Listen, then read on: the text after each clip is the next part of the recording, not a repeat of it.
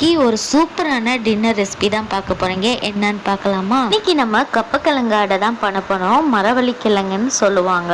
இதை வச்சு இன்னைக்கு நம்ம ஒரு சூப்பரான அடை பண்ண போறோம். ரொம்பவே டேஸ்டியா இருக்கும், ரொம்பவே சிம்பிளாவும் இருக்கும். நான் 3/4 கிளாஸ் சாப்பாட்டு அரிசி ஊற வச்சிருக்கேன். அதோட ஒரு ஸ்பூன் பச்சரிசி, ஒரு ஸ்பூன் கடலைப்பருப்பு, ஒரு ஸ்பூன் துவரம் பருப்பு ஆட் பண்ணியிருக்கேன். குறைஞ்சது ஒரு அரை மணி நேரமாச்சும் ஊற வச்சுக்கோங்க. நான் 3/4 மணி நேரம் ஊற வச்சிருந்தேன். தாராளமா 2 மணி நேரம் ஊற வச்சுக்கலாம். அப்புறம் கப்பக்கிழங்க க்ளீன் பண்ணி துருவி வச்சுக்கிட்டேன்.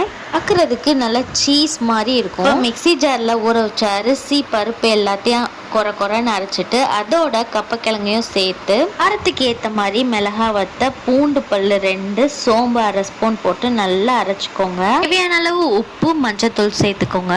ஓசை ஊத்துற மாதிரி பேட்டர் வந்து சூப்பராக இது மாதிரி ஸ்மூத்தாக இருக்கணும். ஒரு கை நிறைய வந்து பெரிய வெங்காயம் சேர்த்துருக்கேன். சின்ன வெங்காயம் சேர்த்திங்கன்னா இன்னுமே டேஸ்ட்டாக இருக்கும். அப்புறம் கொத்தமல்லி, ஆனியன் ஃப்ரெஷ்ஷாக இருந்தனால அதையும் ஆட் பண்ணிவிட்டு உப்பு பார்த்து சேர்த்துக்கிட்டேன். கப்பக்கிழங்குல ஸ்வீட்னஸ் கொஞ்சம் இருக்கிறனால காரம் கொஞ்சம் அதிகமாக சேர்த்துக்கோங்க. செம்மையாக இருக்கும். தோசைக்கல்ல காய வச்சு அடை மாதிரி ஊற்றி நல்லா எண்ணெய் ஊற்றி இந்த சைடும் நல்லா வேக வச்சு எடுத்துட்டிங்கன்னா ரொம்ப டேஸ்டியான மரவள்ளிக்கிழங்கு அடை ரெடி ஆயிடுச்சு. ட்ரை பண்ணி பாருங்கள், செம்ம டேஸ்டியாக இருக்கும். வீடியோ பிடிச்சிருந்துச்சுன்னா நம்ம சேனலை மறந்துடாமல் சப்ஸ்கிரைப் பண்ணிடுங்க.